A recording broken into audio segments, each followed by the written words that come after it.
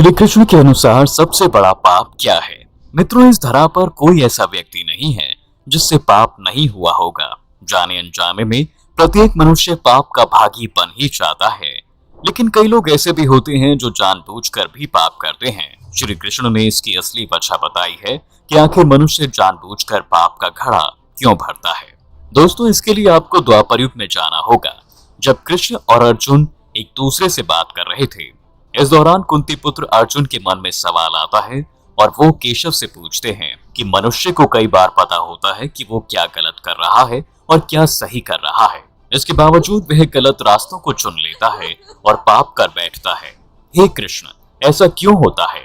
अर्जुन का ये सवाल सुनकर श्री कृष्ण मुस्कुरा उठते हैं और बोलते हैं कि हे पार्थ, तुम्हारी बात बिल्कुल सही है कि मनुष्य जब सब कुछ जानते हुए भी अपराध और पाप करता है, लेकिन वह ये खुद नहीं करता, उससे करवाया जाता है।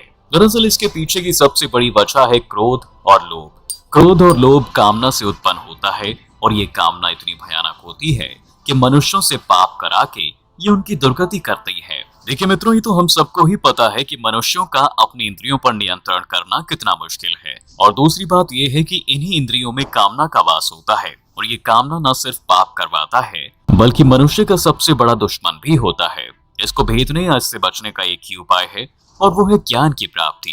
दोस्तों, कामना की वजह से मनुष्य से जो भी पाप होता है उसके लिए पुराणों में सजा भी निर्धारित है। गरुड़ पुराण में श्री हरि ने पक्षीराज गरुड़ को सके पाप करने पर किस तरह की सजा निर्धारित है।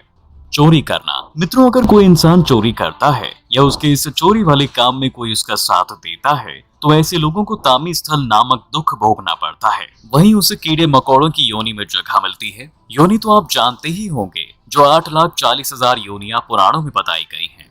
वहीं अगर कोई इंसान अपने ही घर का सामान चुराता है तो वह गिद्ध की योनि में जाता है और दूसरे का पैसा और संपत्ति लूटने वाला इंसान अपस्मार रोग से ग्रस्त हो जाता है।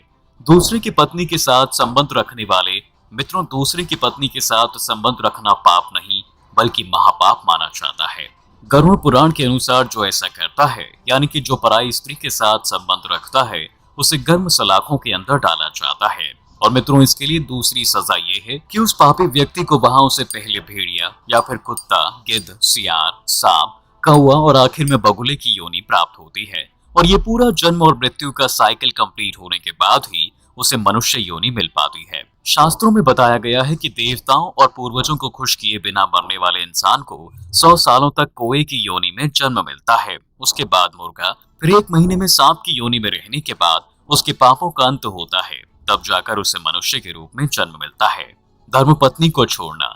मित्रों, जो इंसान अपनी धर्मपत्नी को छोड़ने का पाप करता है वह अगले जन्म में गंडमाल नाम के महारोग से पीड़ित रहता है। और इसके अलावा जो स्त्री के बल पर दुनिया में जी रहा होता है वह दूसरे जन्म में लंगड़ा पैदा होता है। हत्या करना। मित्रों, हत्या को पुराणों में एक महापाप माना गया है।